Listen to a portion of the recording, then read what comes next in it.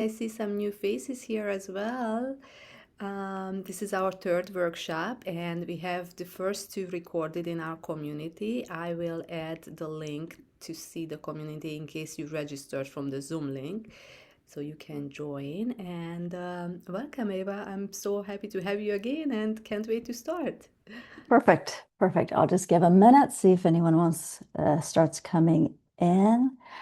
So this is week 3. So the first week we really looked at, I'm a visual person, so sometimes I think someone else might have the same. The first week we really looked at, can you see okay, so the first week we really looked at the basic maps of German New Medicine, how it sees diseases in general, not just the symptoms formerly diagnosed as MS. The second week, last week was the brunt of it. You know, you guys got a lot of information, so be patient. Today, we're going to really look at that and play with that information. But last week, we really looked at the two phases of, a program, which we used to call disease, the two phases of, when something occurs, the adaptation, and then when the thing is resolved, the breakdown of that adaptation. And then we looked at the symptoms of MS and some of those conflicts. Today, we're going to really dive into those two phases and play with the symptoms so you can get a sense of how this works. And then we're going to be looking at why do symptoms come back, right? Or why are they chronic? Why are they still there, right? 20 years later, or why do they progress? Okay, so this is what we really looked at last week. Usually day, night, even during the day, we have moments of some stress, moments that we're relaxing and our bodies are, replacing and renewing things, and everything is good until something comes in that really catches us off guard. We don't have the resources for it, and our bodies will step in to help us, right? It's an extraordinary something happens. And so the body will step in and create an adaptation in order for us to survive, right? This is evolution 101. When that occurs, we go into what's called the conflict active, the adaptation period.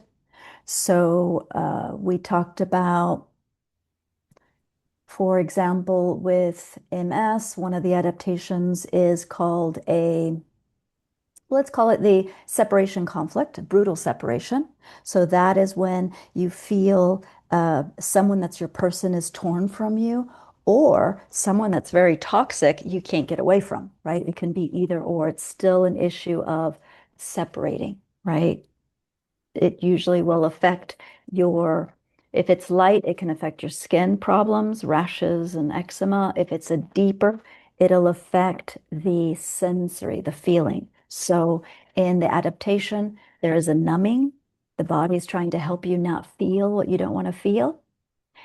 Then you resolve the issue. The guy leaves, or you make up with your mom, and then begins the healing phase.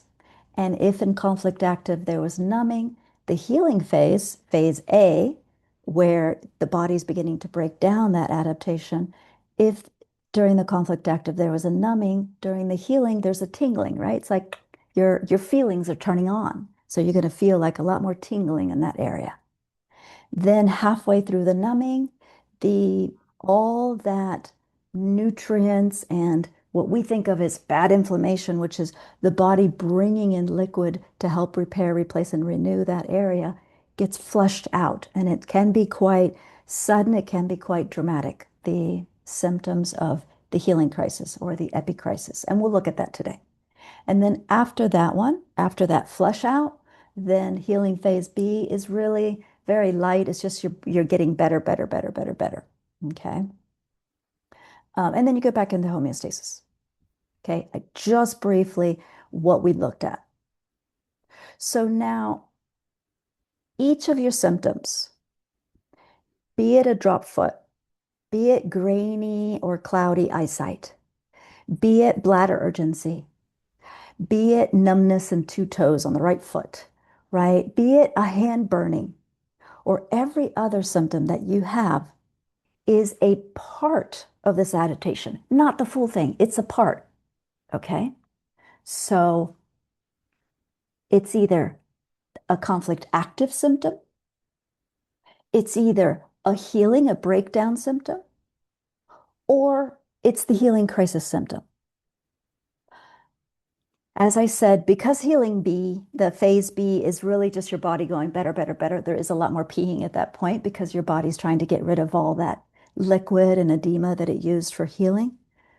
Most of us really don't have an issue with these, because you're just feeling better. You're like, wow, I could walk better today. Well, probably you're in healing phase B, right? So the big ones we're looking at is if the symptom you're dealing with is in conflict, in healing, or during the crisis.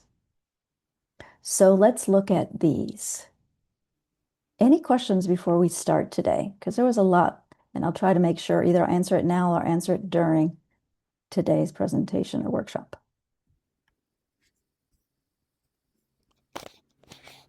And please just ask your questions on the chat and I'll just be looking and, Agota will remind me or say, hey, there's a few questions there. So I can make sure to incorporate them as much as I can.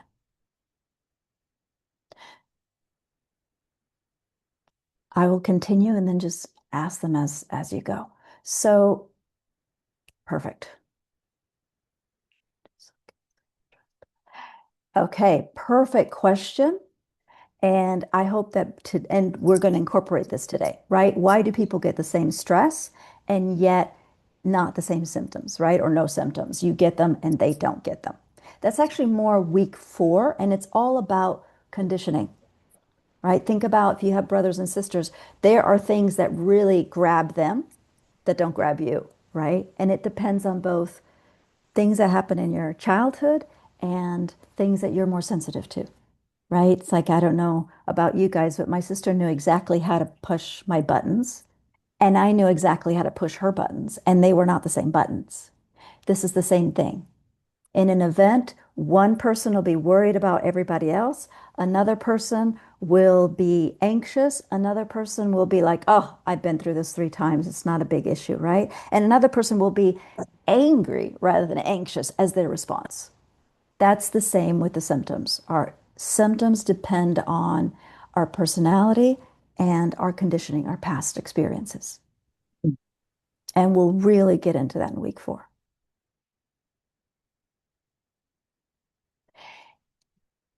So another question is why, despite all sorts of mind work, dealing with the conflict, but symptoms never ease up or go away? This is what we're going to look at today. Why do symptoms remain? All right. So this one we will answer today, definitely. Why do symptoms remain, even though, I think I worked through everything, what's going on here, right? So when we have a symptom that is a conflict active, which means these are the symptoms that come in as the adaptation, as the solution, right? So the body is adapting to keep us safe from seeing something that's too painful to see, cloudy, grainy eyes. Keep us safe from feeling something that's too painful to feel, numbness. Keep us safe from doing that thing. So it might give us a paralysis or stop us. Keep us safe from or helping us even mark what is ours, which will deal with bladder.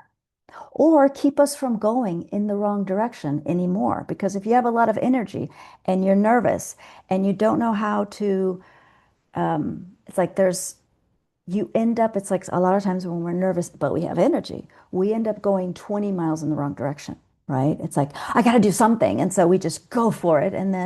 We don't really resolve what's going on, but it feels at least better because we're doing something, right? And so the body is, in this case, the adaptation is to stop you so that you don't keep going in the wrong direction. In nature, this could be a doe who is really playing around, right? And if it continues to stray, it will get lost way too far, and the deer, mama deer, won't be able to find them, for example. This also extreme fatigue occurs when haven't resolved something for more than 6 months. It's a strategy of nature to say, you know what, if you can't resolve it, I'm going to lay you low for the issue to pass over you, right? We're just going to buckle up and wait because life tends to change after a while. So that's with extreme fatigue.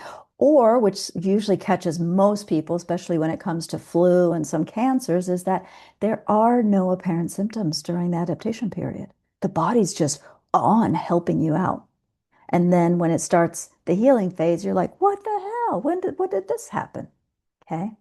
And constipation is also a conflict active, an adaptation. It's like, let's hold this for a moment, not the time to let this go. While the body's making this adaptation, the mind, the body, the brain is turning on the body with the adaptation. And the brain is also turning the mind up to put you into overdrive so that you obsess about the issue, so that you stay focused on the issue, so that the issue is bothering you, so you actually do something about it. Or it kind of frightens you or gets you a little anxious, so yet you get away from the issue. Maybe the brain, it wakes you up at 3 or 4 a.m. so that you have that nice quiet period when there's nothing else going on to resolve the issue. Perhaps you'll notice sometimes cold limbs, right? These are all indications, and these are all typical symptoms, formerly diagnosed as MS, that are conflict active symptoms. They are adaptations.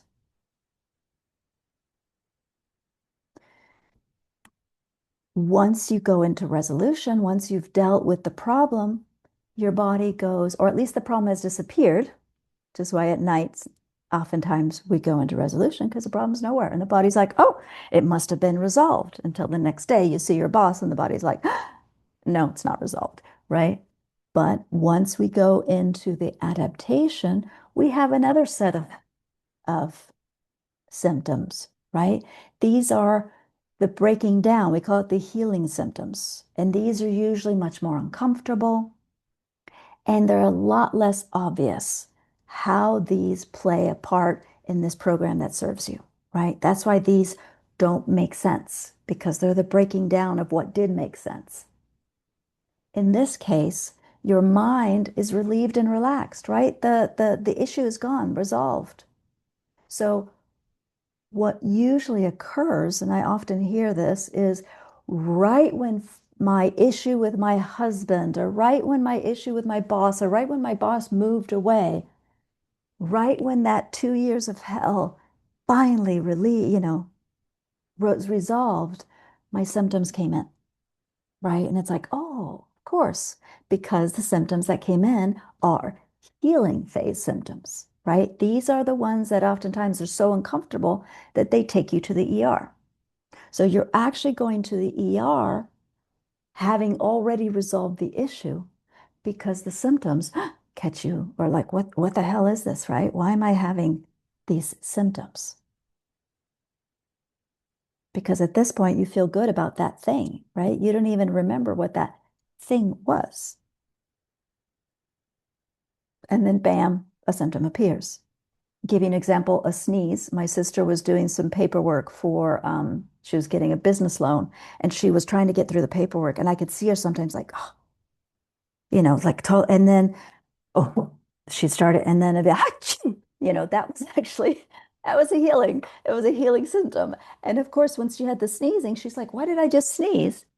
Because she had resolved what she was supposed to fill out. So she was on to the next thing and she couldn't understand, why did I sneeze? I'm going, I'm golden. And I was like, yeah, but I observed you 5 minutes ago, like, scratching your head. And she goes, oh, it's a healing of that kind of, this stinks. What the hell am I supposed to do here? So I'm not sure if you guys notice that when I describe MS, I'm always using the words formally diagnosed as, symptoms formally diagnosed as MS, which is that muscle tightness, the freeze response, the tingling. Why I say that is because anyone can get those programs. Everyone can get those programs.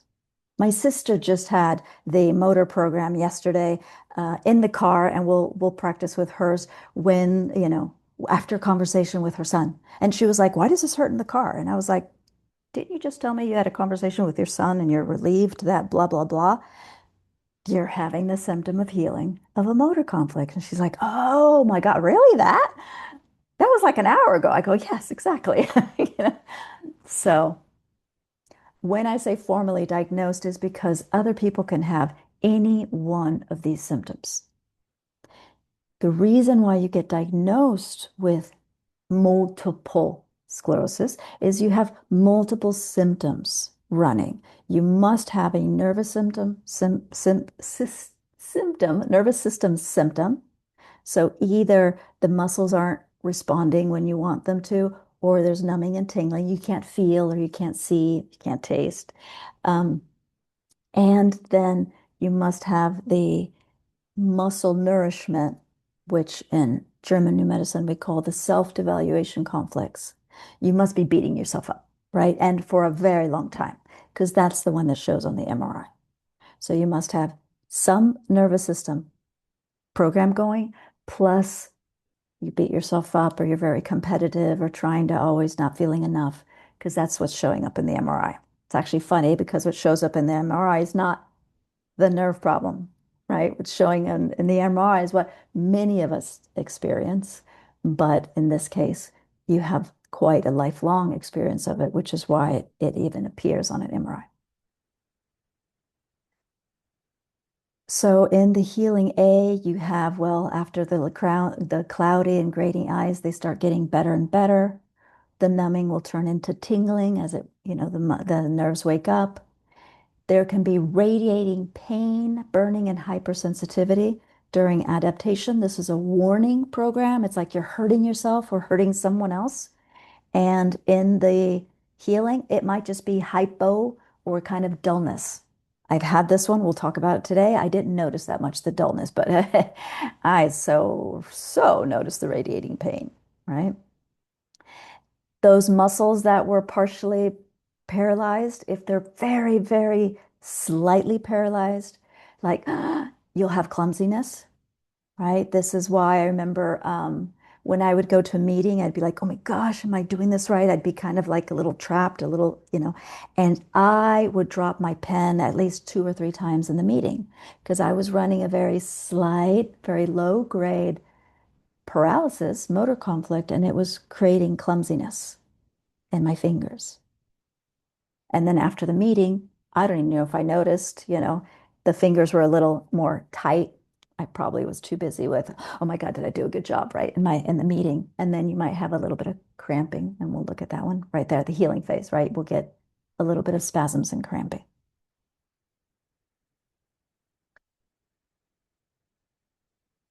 So as you see during the breakdown, so it's almost like it's split right here, right? The resolution. We have an adaptation, and then all of this really is the breakdown. We have the first phase, inflammation, repair. Think about when you cut yourself, it starts swelling. The body is, bringing in liquid to repair it. Then halfway through, all that liquid leaves, and then it's just a scarring period, which is healing B, healing phase B. That epicrisis, the healing crisis, is always much more dramatic, right? This is when all of a sudden your bladder releases out of the blue and there's nothing you can do, or it's like, "Oh my gosh, it's happening now if I don't hurry up," right? These are the spasms. We're going to look at today a full motor conflict. These are the spasms after you were, frozen or stuck. These are these little, sometimes little bitty things and sometimes big spasms, depending on really stuck or just, it's a little stuck and nervous in the meeting. This is also when someone might have a seizure or faint. And this is also when people have heart attacks, but fortunately, that's not a symptom of MS. But this is when someone would actually have a heart attack. This is why heart attacks occur oftentimes on Sunday after a few days of healing from a lot of stress at work. The heart attacks will happen afterwards.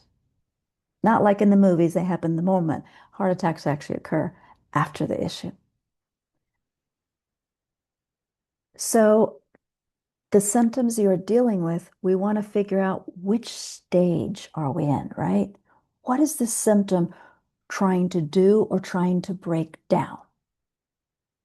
So let's play with these concepts with particular symptoms during particular phases and during particular times of the day, for example, so that you can become more fluent in reading them. Okay, before we go any further. If we don't do anything else today, this is the most important part, is to be able to understand what is going on. Why now? Okay. If you guys have that PDF from last week, that way we can also combine in what phase and what it means. I will post it on again let me find it again. Nope, not there. I will post it on the chat. So if you can have it open, if not, we'll be discussing it. I added a little more description on some of these so that would coincide with what we're looking at. Okay, it's being added. All right, so looking at this graph, why would someone get spasms at the end of the day watching TV?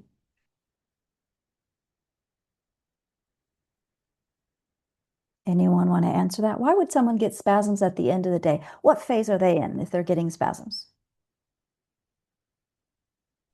Healing. They're in the healing. So why would it might happen while they're watching TV at the end of the day? They're distracted, not paying attention to what's bothering them. Yeah, they're no longer thinking and obsessing about that thing they're stuck on, right? This was actually one of my clients during the day. She's always like, oh my gosh, I have to do this, I have to do this, but I'm stuck and I don't know. How am I going to do it? When am I going to do it? So her body was going into the motor conflict. It was sensing that sense of urgency and danger because she was like, oh, I want to go to the grocery, but if I go, then maybe I won't be there. And is there going to be a bus? I'm not sure. And what if I get stuck? And what? But once the end of the day, she came home. She'd be like, I'm done for the day, right? She'd get her dinner, she'd plop herself in front of the TV, and she knew that that was it. Eat dinner, watch some TV, go to bed, right? And so she would get herself out of the motor conflict, and a few minutes into watching TV, she would have a spasm. And she would be like, oh my gosh, what's going on? And it was her body releasing that paralysis, right? Waking the muscles back up. What about, so this was my sister yesterday.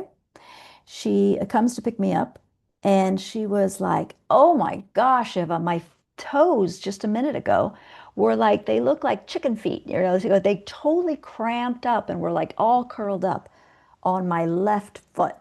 She's always like saying that. Okay, so I have this symptom. What is it, Eva? Right? Why might she have her toes curling up while she was driving to come pick me up? What is curls telling curls? What is toes curling up? What white symptom might that be of the ones that are on the? It's actually the beginning of the spasms, right? The leg is like, I used to do this during yoga. I would get spasms because I'd spend months going, oh my God, I want to go to yoga class. And I couldn't. I was stuck. I had too much work. And the day I went to yoga, like halfway through the second, whatever, pose, I would have the worst tension spasm in my foot because I was in my yoga class and I was happy, right? I was unstuck. Well, my sister was having this cramping because an hour before in the car, she was talking to her son, who finally showed her that he's an adult. He figured out his own car insurance and said, okay, so I looked at 4 different car insurance this morning and I called them all and I made a comparison. And so finally, I'm going to go with this one. And so you don't have to pay my insurance anymore. And my sister realized she doesn't have to worry about him anymore. She's not like always like stuck in, oh my gosh, I have to do everything. He's already in his mid-20s and he still hasn't, emancipated in this and that. I still have to pay insurance. And she realized I'm free of that. And then, of course, no longer on her radar, totally off her radar. And she was off to show me something. And so she was going to pick me up. And then she was like, why are my toes cramping? Right. And I was like, well, what happened before you picked me up? Right. And she goes, I don't know. I was talking to Michael. Okay. What was that conversation about? And then she realized what it was. Okay. Why would someone's legs lock when they're about to cross the street?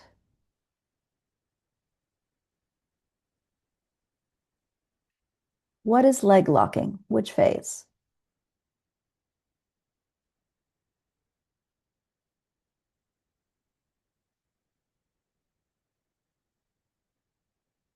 Is it adaptation phase? Is it healing phase? Is it a crisis? Your legs totally lock.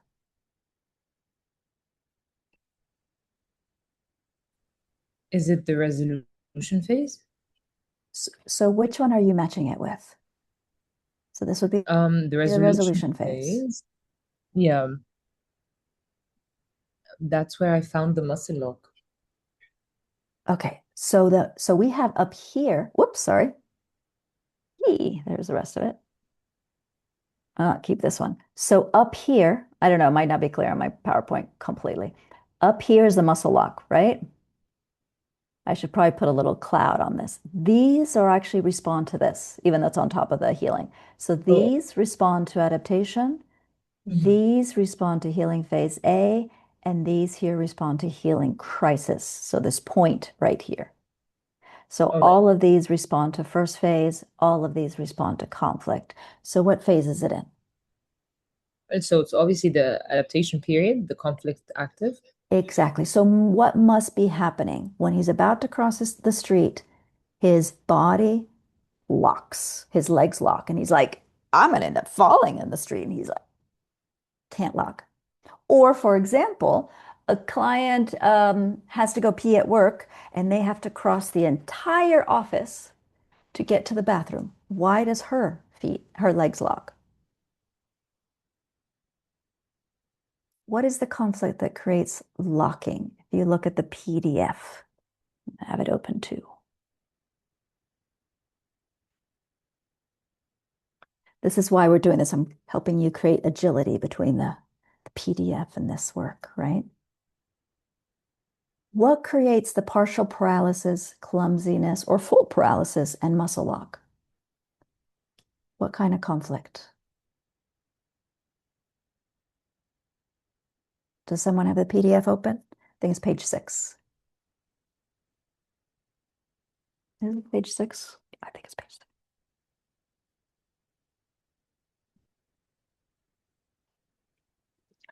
Hi.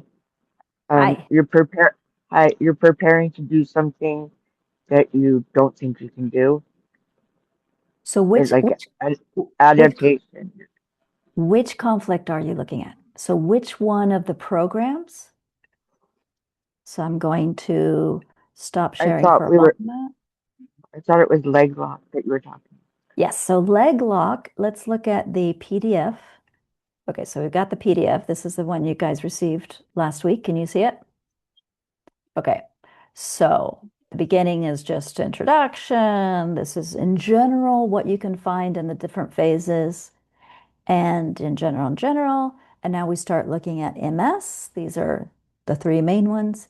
Okay, so now in this one, where, oh, look at this. I made it complicated for you guys. It's actually here. I need to put it in here. Partial, full, or stumbling can also be muscle lock right here. I made it that And difficult for you guys. So what is the conflict? What does this mean to you? Read this one, Helen. What does this mean to you, Eileen? I don't have glasses. It's too small. But in my mind, I was like, it's an adaptation because you have to walk. So you're adapting. You think your body thinks it's helping you by It, locking up.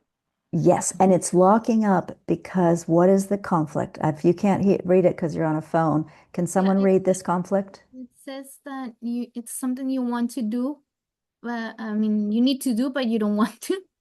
That's what yeah, I said you're scared, something you have to do, but you were scared to do. It Yeah, says you're stop. I want to, but I'm prevented from or stop myself. I don't want to, but I'm forced to or do it anyway because I should. yes. That's yeah, you're scared So to do it.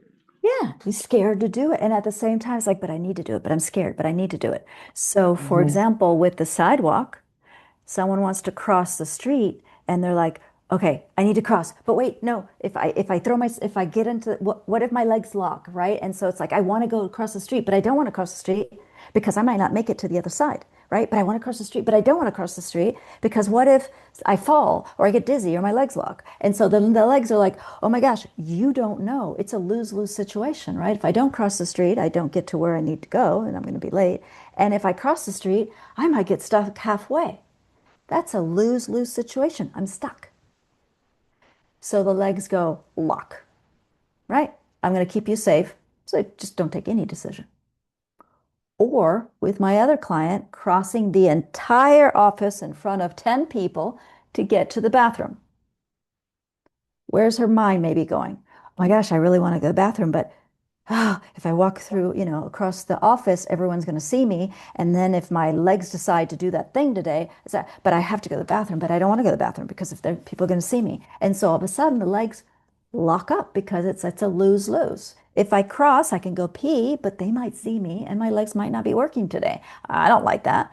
But if I don't, they don't see me walking, but I have to hold my pee for the next 2 hours. So you're stuck.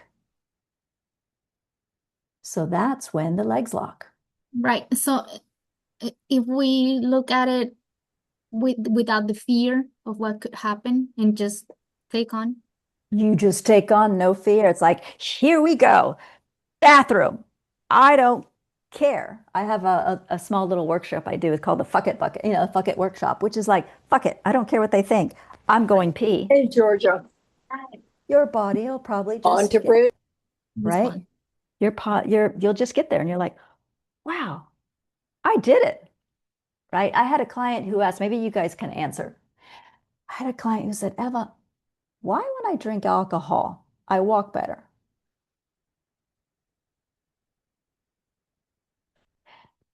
Because you Because don't you're not care thinking. anymore. Yes. You don't care what you look like. You're like, I could look like a drunk because I am, right? You're no longer worried about looking like a drunk. So he can actually walk better. All right, let's resolve another one. Let's figure out another one. That's why this is most of what we do today. We're in a really good place because you're really reading what the symptoms are doing. Okay, I said this already before, but see if you guys remember the test. Why would I, never formally diagnosed as MS, drop my pen 3 or 4 times during a meeting with the big bosses?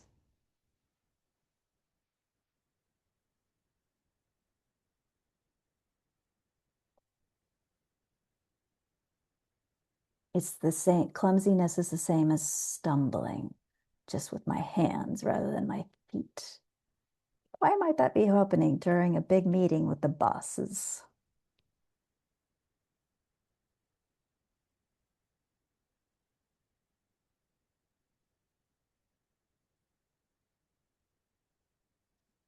You want to do good. What? Um, you want to do a good job, but you're afraid you won't be able to. Yeah. And so which conflict? Is it a motor conflict, a self-devaluation, a brutal, or a periosteum? What is that? Like, I want to, but I don't think I want to, but I do Motor, want to, but I don't want to. motor. Yeah, it's like I want to, but I don't want to. I really want to show them. I really want to do a good job, but I don't know if I want to show them and do a good job, because it's the big bosses and I want to, but oh, what if I make a mistake? And so I am again at a loss. I'm at a lose-lose situation. If I show them, yay, but if I make a mistake, it's the big bosses who see my mistake. And if I don't show them, but then I don't show them, and then they're not going to see who I am. So I'm stuck, right? So it was minor. So what did I do? Throw pens all over the place and look like a fool. And the more I threw my pen, the more stuck I became. And the more I was like, hold that pen, Ella, do not drop it, please. Okay, that's where that one's coming. So stumbling will do the same thing, right? It's not the full-on freeze response, but maybe your leg just kind of stumbles a little bit at the beginning. Before major drop foot, you're just noticing I tripped more often, right? That's that motor conflict. Okay, why would my Hey, eyes? Eva, Yes. someone asked about why wouldn't that be self-devaluation conflict? So self-devaluation and motor are actually brothers. They come together a lot. So it probably is also because when you start thinking, I can't, I'm unable to, it will affect the nourishment of of the muscles. Someone who has major self-devaluation, like a writer can have major self-devaluation. Oh, I don't think I write good enough. Or a piano player can have major self-devaluation, like, oh my gosh, I can't get that moment in the song. What kind of conflicts? What kind of this is ongoing and major self-devaluation. It's affecting the nourishment of the muscles as well as ligaments, as well as joints. And they'll end up with arthritis. Body is trying to make your fingers stronger and stronger and stronger to the point that they're so strong, it's like those big muscle man, they can barely move, right? That's a major self-evaluation. In MS, there's a minor, but it's just constant. Did I do good enough? Is this good enough? Am I good enough? Am I good enough, daughter? Am I good? It's just a constant doubt, right? Because probably in childhood, you're only good enough if you're like extreme perfection rather than, I like my sister, I used to always look at her. She would like, her kids would put the plates in the dishwasher, be like, oh my gosh, you're so awesome. And I was like, but she was like trying to make them feel good at all times because we never got kudos, right? We had to be like extreme A plus the whole, all of our grades for us to be like, yeah, if we had C, my dad would be like, what's that C doing there? Self-evaluation. All right, any questions? Keep going because I'd love for you guys to get clear here. All right, another one. Why Oh, would, yes, I'm hearing question. oh, God. The self-evaluation, can it also be like preventing, like you're defending yourself in case of, like you don't get bad, you get told you're bad about other things, but maybe not about your grade, but you're sort of adapting. Yeah, if you get told you're not a good enough daughter and you believe it, and then you're like, oh my gosh, I didn't call her, I'm not a good enough daughter. Oh my gosh, I didn't say the right words, I'm not a good enough daughter. That But tends to but affect your shoulder, not your legs, though. but if you're not thinking I'm not a good enough daughter, but you're self-devaluating yourself almost like from something that, like another pattern, like where you weren't good enough, but Mhm. it's not coming to you at that moment, but you're preparing yourself for something. It might not be in reaction to what somebody's saying, but it's Yeah. almost like you do it yourself Oh, to yes. prepare yourself in Ex case. exactly. So as a kid, we might be told, or it might be implied, or we might believe, oh, since she doesn't say anything, I must not be good enough. And then one of my clients was a teacher, and she would be preparing the presentation for her students. And during the presentation and the whole night after the presentation, she would be doubting herself. Was that good enough? Did I explain it well? Did the kids figure it out? I don't know if I'm good enough. I should have maybe done a little more. I don't think you know, and she was triggering the self-evaluation. In this case, it was more, dexterity, her computer, her PowerPoint, so it can affect her hands more.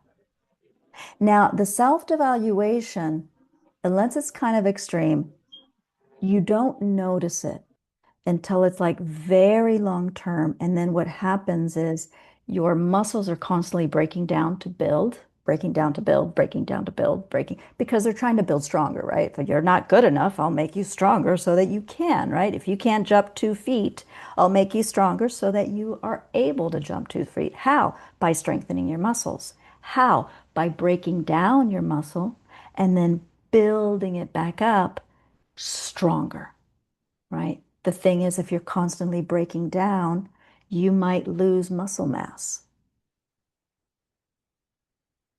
That I just interrupt.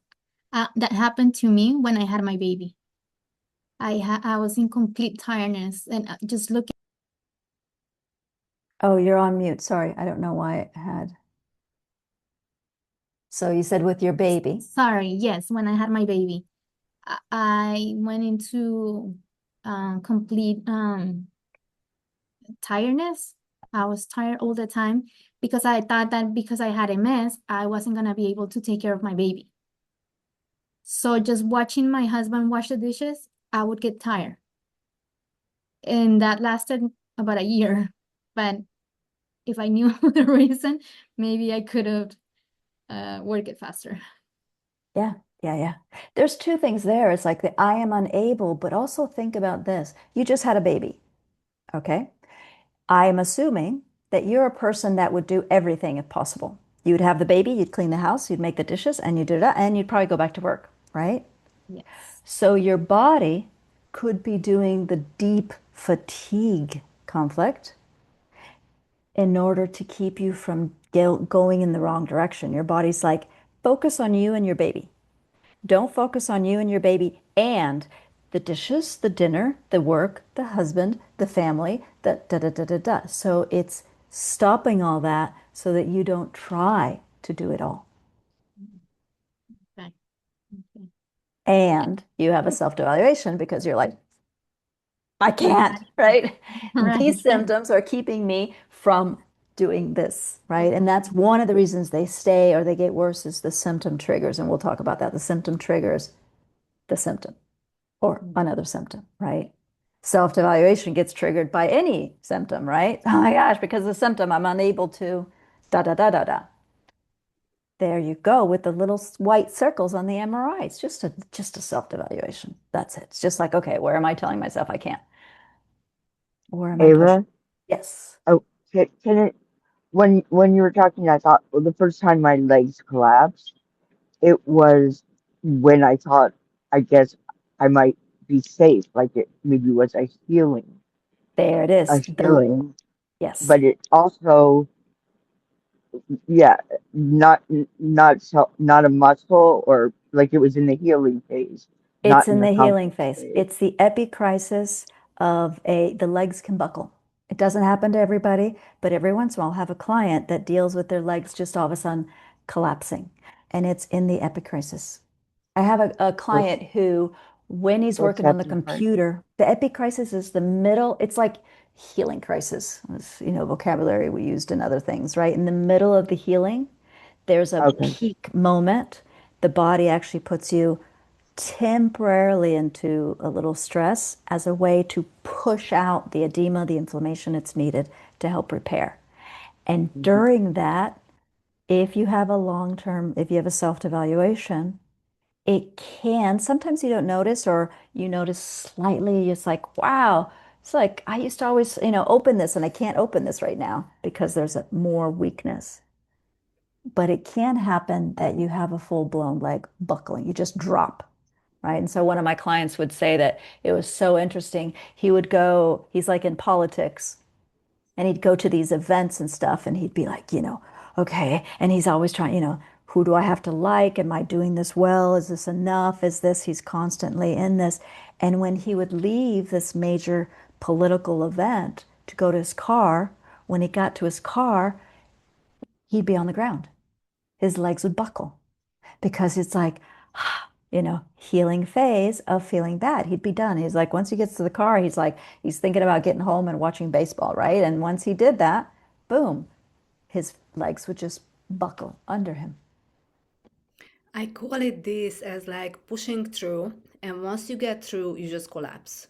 Yeah, Like there you go. when you have to be there to save somebody's life, I'm exaggerating here, but Uh-huh. to Yes. be there for somebody, your body is capable of doing anything, almost like Yes. miracles. And then once it's over, like you just collapse. Yes, that there it is. And there's this, now you see when, the stage. Hmm. Okay, what would cause me to have numbness while talking on my cell phone? Which program is numbness? Which phase is numbness? Adaptation. Which one? Is it Motor, adaptation? self, brutal, or periosteum? Periosteum conflict. Periosteum has stinging and flowing pain and some numbness and healing. Okay. And brutal separation, these are the ones that mix people up. They're like, what the hell? It's the same one. Has numbness during the active conflict and pins and needles or tingly during the healing. This one has stinging, flowing pain. This is like neuropathy. Okay. And numbness or hyposensitivity, you can't quite feel yourself, but you can, you know where you're at. You can feel it. The other one is numbness. You don't even know where your feet are at, right? So let's try both. If it's conflict active numbness, what might be going on when you're on the phone, or what might have happened on the phone? What does your body relate the phone to? What is a brutal separation about?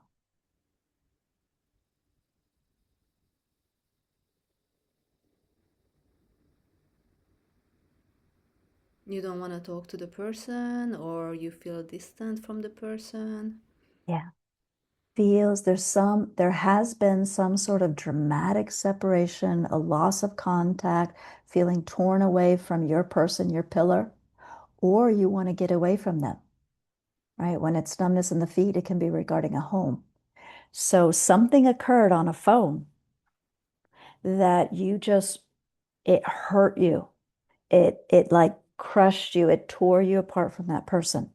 Or that person told you something like, toxic relationship that you're just trying to figure out how to exit, and he's on the phone with you talking about where you guys are going to get married. Right?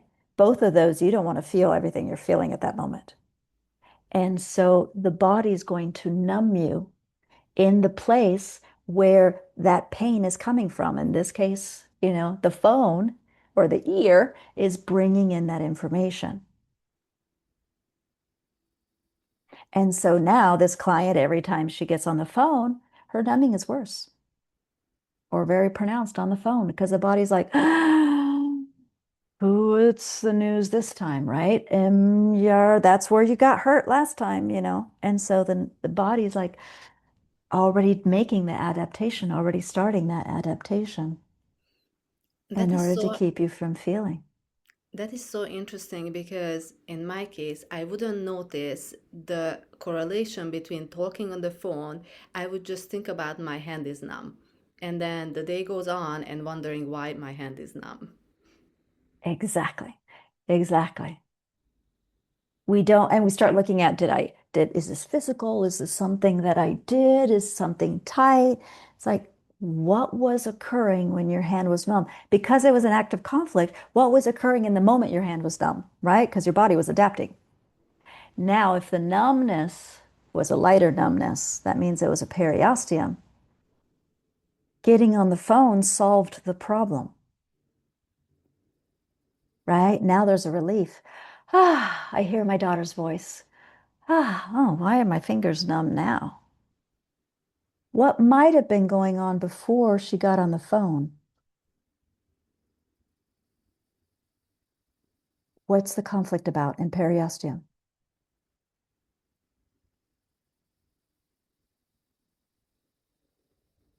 Stress, separation. There's a warning, you're going to hurt yourself. Are you guys seeing? Yeah, you're going to hurt yourself or someone else. And it's usually distress regarding separation or wanting to separate. It's similar to this. This is dramatic. This is like, if I separate, I'm going to hurt you. If I tell you I won't go, I'm going to hurt you. If I say no, I'm going to hurt you. But if I say no, I'm going to hurt me. Right? Or if I say yes, I'm going to hurt me. So this one is always has a flavor of feeling guilty. So this one, for example, can be, I really, for example, I really want to, I'm tired. I don't want to do anything for anyone. I just want to stay home. But you start going, oh my gosh, if I just stay home, my daughter just had a baby. She's going to feel bad and I'm not checking in on her and maybe she's worried. And so then your body is warning you you're hurting someone because you believe it, right? You believe you're hurting your mom if you don't call her every day, right? And then when you do call her, you're like, okay, I'm not hurting her anymore. I called her, and then you can get the numbing for the resolution. You're no longer feeling guilty. So I always say people that have been raised Catholic have a lot of periosteum conflict because it's all about guilt, right? Oh my gosh, if I don't do that, I'm going to hurt them. Oh my gosh, if I don't do that, I'm going to hurt them. Guilt, guilt, guilt, guilt, guilt. That's a lot of pain, radiating neuropathic pain in Catholicism, and I get to say it because I was raised Catholic, in periost. All right. Heather is Yes. asking how long can the healing phase last in this case? It tends to last as long as the active. The active phase tends to be, let's say you were active and worrying about I should call, but I don't want to call, but I should call for half an hour. Then the healing phase, remember the healing phase has three parts. Has the healing phase A, inflammation, the middle is the epicrisis, and then the healing phase B, you're just getting better, better, better. That tends to be the same length. But remember that second phase has three pieces, so half of that will be very uncomfortable, some numbness. Then there'll be a sudden severe pain because it's that healing crisis, and that tends to be seconds or a minute. And then reestablish, reestablish, reestablish. So if this was 20 minutes of worry, then you might have 10 minutes of numbness, a minute of sudden severe pain, and then another 10 minutes of reestablishing sensation. What we're going to see today is we Sorry. tend to, halfway through it, we tend to block it. And then we get ourselves back into, oh my God, I'm guilty again. Oh my God, I didn't tell her that thing. And then we get it back into. And we'll look at that today, which is why it stays. Yes, Eileen? Angelica was asking Yes. before Yes. our previous conversation, how do you prevent the collapses when we were talking about the collapse phase? Yes. So notice what was happening before the relief. I have just gotten relief. I'm walking to the car. I'm like, whew, that's done. Going to go watch my baseball. What's that? That's done. What was that that you were so stressed about and didn't feel enough? That's what you need to work on. How can I feel that, whatever I do, it's good? What do you need to do to feel better about that thing? Because that's what your body is reacting to. So this politician guy, well, he needs to feel like, look, my responsibility is this.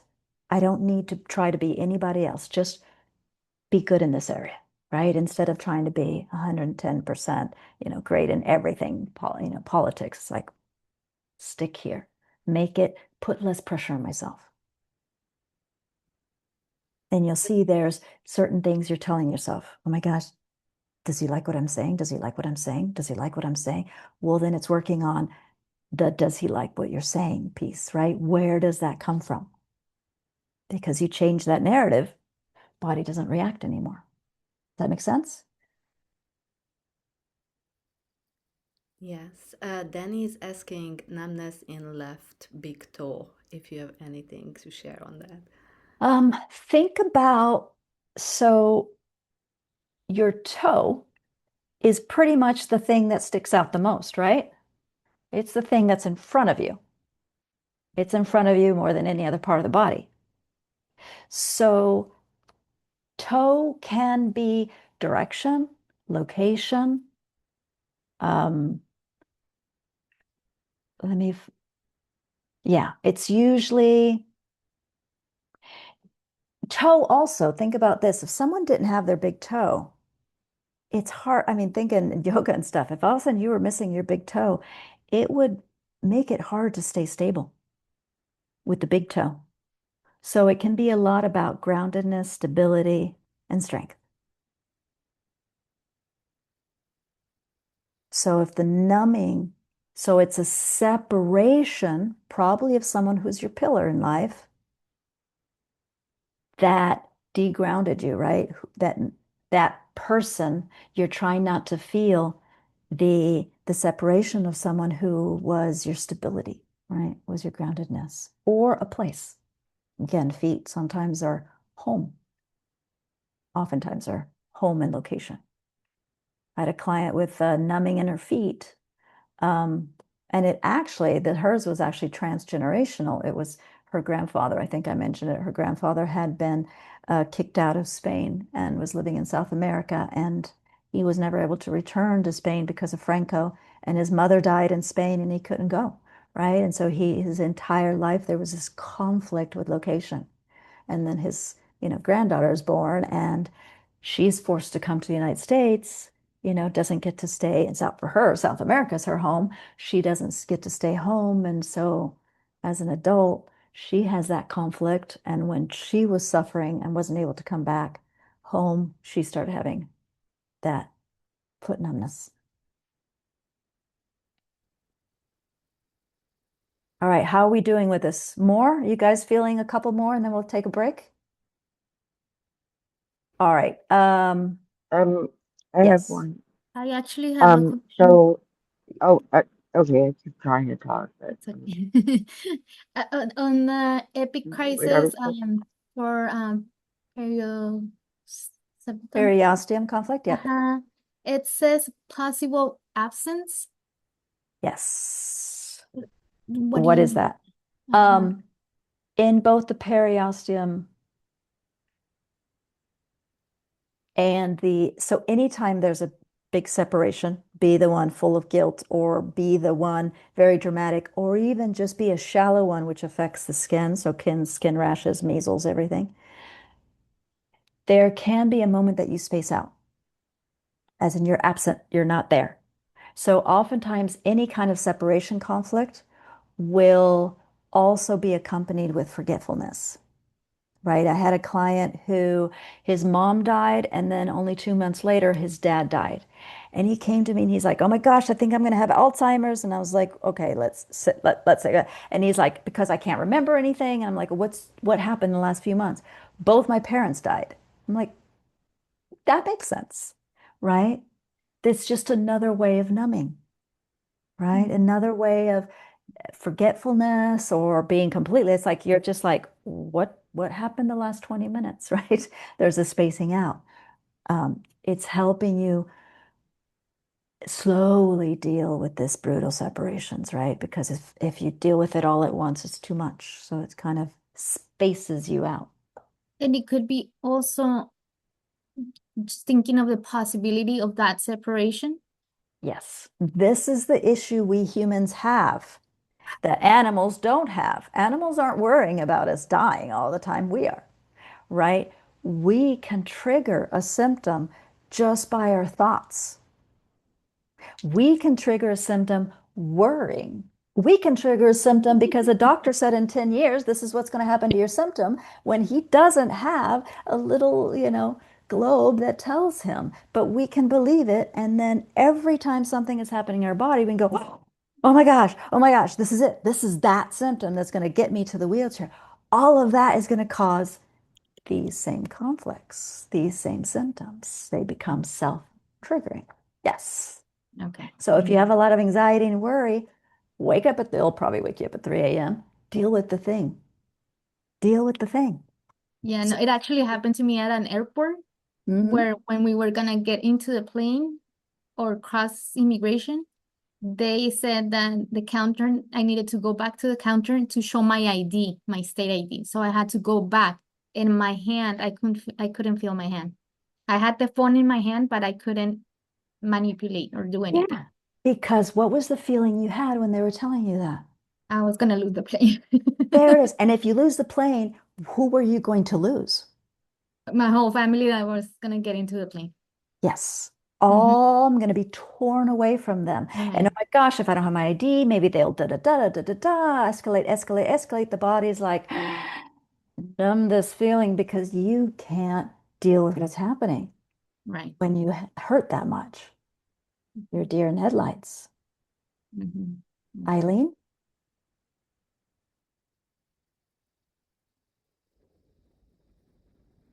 you had a question too? Let's do this. Let's take a break. And if you guys want to, put any more questions on the chat during the break, maybe a 7-minute break, and then we're going to go into